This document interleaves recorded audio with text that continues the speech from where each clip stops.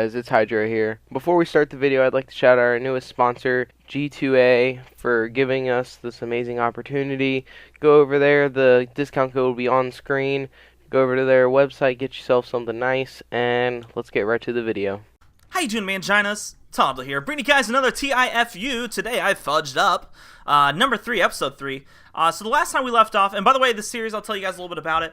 It's when people mess up, I'm going to go to Reddit. I'm going to go on Reddit's little subreddit called TIFU. People have their stories about how they messed up and what happened, so I'll read through them, kind of put my own little spin on them. And we'll talk about them. As simple as that. But I had my own TIFU, and I didn't quite finish all of it from last time. If you guys remember TIFU number 2, it was about my stalker who had Down syndrome, and so I kind of explained the origin story of when it started. But now I'll tell you guys some other extra story bits, what happened about those situations, and then we'll get to the other people's stories. So, some other stuff that happened. One of them was she told the whole chorus class. She was in a sophomore year. And by the way, I'm sorry if I repeat something. I watched the last video back. Hopefully I didn't repeat anything. But she was in a sophomore girls choir, which I was a sophomore at the time. So there's about 80 girls in that class, maybe even more. It was a huge class of the singers, and I was friends with quite a bit of them because at the time I was in choir as well. And so she told them all I was a good kisser, I guess. So yeah, everybody thought I made out with her apparently. She also, when I was sick one day, my friends told her that I moved to Russia, and she went over to a payphone and started trying to call for me. So that was kind of a dick move with my friends, but I'm not sure exactly how she was trying to call, because I don't think from what I was told, she just kept picking up the phone. You know, she wasn't putting. I don't know if those were free or not. I don't think it's a payphone, right? So it can't be free. But I don't know. It's just weird. It's just weird for a high school to have a payphone, and that's how old our school was, I guess. Maybe other people have payphones. I don't know. I think that's old. So what else? And I got a lot of notes from her. One of the notes was a 4 whole pages of type note, and it was all looked like, you know, when you slam your head against the keyboard or something, or your hands, and you're just hitting random buttons. 4 pages of that. It was kind of creepy. I was kind of scared. And at the end, it just said in crayon, it said "Love, Casey," and it had a drawing of us as stick figure forms holding hands or something like that. So that was a bit creepy. I literally looked through it. I was like, dude. I was like to my friends, like, what if there's like a hidden message in here somewhere? Like, there's something in here where she has all these random words, but it's like, you know, it's a hidden language. I don't know. That was, you know, but like there has to be there's probably a word everywhere in there, like, can I marry you or something. I don't know. I don't know. I mean, a lot of the stuff was basically her following me around screaming. There's a few other stories. I know she, like I said, I think I mentioned she cheerleaded for me. I remember one thing she'd always like to do is she'd try to talk to me on the phone. I was at lunch. She'd sit at the table near me. Like, there were round tables with my friends, and she'd sit on that round table next to me. And so she'd take her hand. You know how you do the hand phone? You put to your face. You know, it looks like a banana. Put it to your face. Your little hand thing. Okay.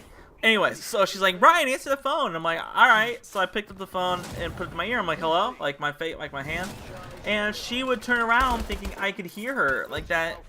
These are real phones or something, because she would just start talking really slowly, trying to talk to me, and I'm like, I can't just keep my hand up here like this and just not do anything. And so I would put it down and start eating again, and all of a sudden she'd turn around and go, "Brian." I'm like, "What?" She's like, "You're not on the phone anymore." She'd like yell at me. I'm like, "God, okay, I'm here. Hello." It's like, I mean, we're right here. We can talk in person. Do we have to be on phone? It's like, it's just like the future of dating. It's like, you actually, that's not even true, because nobody's on the phone anymore. Everybody texts or kicks. You want to kick me later? I think that's the stupidest name for a messaging app. All right, so I mean, there's a few other stories, but let's get into these. Let's get into these TIFU on the ones online. All right, so I'm gonna read these. I'm gonna try to make it pretty apparent of what are their words, and sometimes I'll add a little tidbits into it, which you'll hear of mine. I don't know. It'll be pretty simple to follow, hopefully. Let me. By the way, this other team we're playing against, we ended up making them quit. They're a full clan, so I thought this was a pretty fun little outball. Not a great gameplay, but pretty fun. All right. TIFU by trusting a hot local single in my area on a dating app. Ooh, spicy. Greatest / worst thing ever just happened. Greatest, so this might not be a TIFU. Worst thing just happened to me. So buckle up, folks. It's story time. Girl on a dating app tells me in the first few messages that I'm really cute. True. Okay. Oh, great. And interesting, also true. Is this a girl or a guy? Okay, I think their name is Big Sack 5. I think this is a guy. So wow, you okay? And ask me to meet her at 11:40 a.m. for coffee at a random McDonald's. Ooh, wow, what a hot coffee place, baby. When I asked if she's a 45-year-old man trying to harvest my organs, she proceeded to send me 15 pictures in a row that look like they're straight from Facebook, because that's how you convince somebody you're real. Not true. Now, normally I don't accept propositions like this because I'm thinking, what's the catch? What's the catch, baby? I have a dick. Probably. Well, I decide to live a little on the YOLO side, and since it's right next to a Subway sandwich shop, I think that the worst that could happen is it's a 45-year-old lonely man. I give him a big hug because I know the feeling as a 25-year-old lonely man. Get a tasty sandwich and go home. Apparently that was not the worst thing that could happen. I show up, she shows up, she's real. Wow. Okay. I'm surprised. I buy her coffee because I subscribe to traditional gender roles. Okay. Unless requested otherwise. She got, like, that's like so like not even needed in it. I am a gentleman, so I'm gonna buy her a coffee. It's like, first of all, I want it. I mean, maybe I'm cheap. I am cheap, but I want it. I mean, like, it's somebody off Tinder, or is this? Oh, it's a dating app, so I'm assuming it's Tinder. You know, and you just meet at McDonald's. Like, McDonald's coffee is like $2, so maybe I would because it's cheap as fuck. But first of all, I wouldn't even meet somebody for coffee. Second of all, if I had liked coffee, I wouldn't eat at. I mean, I wouldn't go to McDonald's. All right, but it was her idea, I think. All right, she uses her McCafe frequent buyer's card. Okay, so there you go. You don't need a buyer. She has a frequent buyer's card. So she gets stamps. It's cute. While the guy's making her drink, she tells me to go find a table outside in the sun. I go outside and find the perfect goddamn table because I'm a romantic at heart at McDonald's. Okay. 5 minutes later, 10 minutes later, 15 minutes later, no girl. I text her the typical guy message, LOL, you get lost, no response. Turns out she took the coffee and left. Ah, nice. So I'm not saying it's a bad to leave a date if you feel uncomfortable or aren't attracted to him. It's totally your decision, but I don't think that's the case. I think this girl's a serial McCafe dater, and I don't think this is her first time. It was too professional, too clean. It was the perfect McHeist. And I'm starting to think I'm not even mad. She didn't steal my credit card or my organs, just a few euros. Oh, they're from the UK or somewhere. And my heart. Oh my god, that's awesome. I mean, you had to be kind of worried. Like, I don't think any girl is gonna be like, let's get coffee at McCafe. Wow, so see, look at I wouldn't have got coffee stolen from me because I wouldn't have bought her coffee. So look who's the genius now. I don't care if I'm not a gentleman. Gentleman. All right, so the next one, guys, we'll probably have one. We have a chance for one more. It's gonna be called TIFU by lying on a Google survey. Whoa, looking forward to this. So for those of you who don't know, there's a Google survey app for Android. You can download where you get to take surveys. After completing the surveys, you receive anywhere from 10 cents to $2 for doing a survey to use on the Google Play Store. Oh, I think I might like that. I think I might check for that app. Now with these surveys, I always have lied. The more I fabricate these answers, the more valuable it makes my opinion. The more valuable my opinion is, the more surveys it get, which means the more Play Store credit. If I had been honest, I would not have gotten any surveys, much like when I told my friend about the app and never got a survey after his first one. So far, I've received about $35 in Play Store credit, damn, by doing these surveys.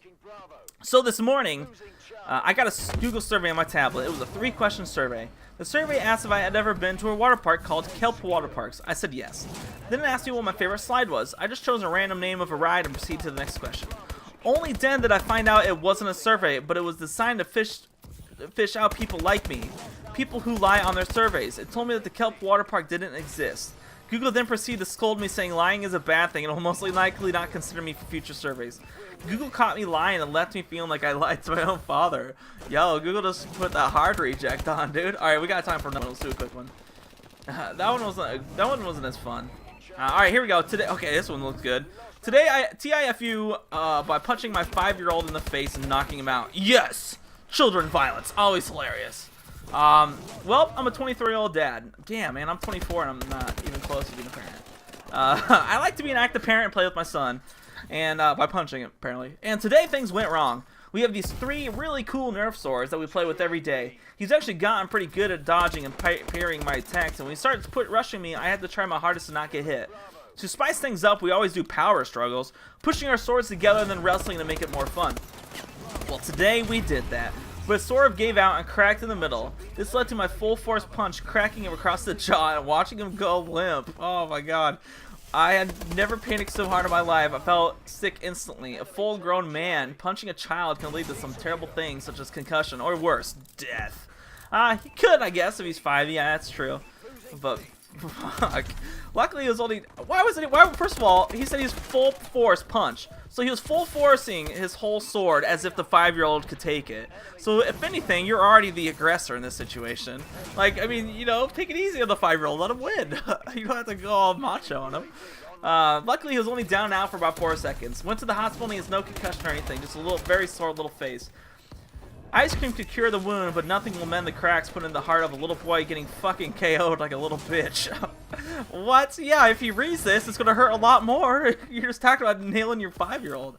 Okay, some people are getting offended and threatening me. Whoa, this is an edit, by the way. That was the whole story.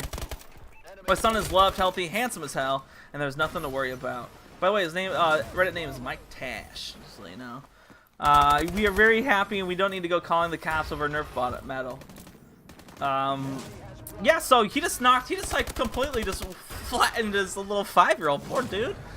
Poor little guy that stood a chance in a Nerf Ward fight. I've played with those. Dude, those things hurt, by the way. I think we had some of those, and like if you slap somebody with the flat side, or even the little normal sword side of it, they fucking hurt me. And my nephews would do that, and they come up to me and slap me as hard as they could, and they leave marks. They goddamn hurt, and it would piss me off.